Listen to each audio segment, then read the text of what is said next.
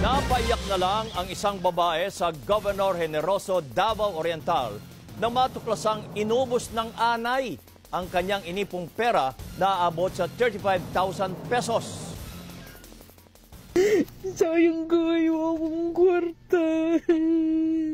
35,000 urot kikaon sa anay.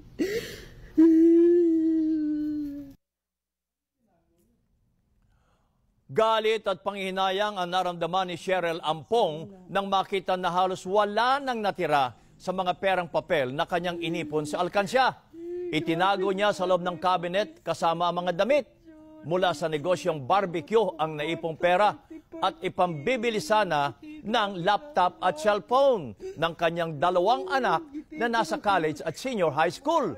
Ayon naman sa Bangko Sentral ng Pilipinas, maaari pang mapalitan sa kanila ang sira-sirang salaping papel, pero dapat ang natitirang surface area ay hindi bababa sa 3/5 ng orihinal na sukat ng salapi.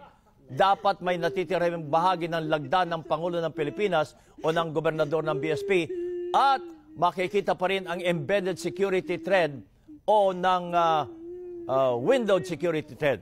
Hinimok naman ng BSP ang publiko na ideposito sa bangko ang naipong pera at sa halip na sa alkansya.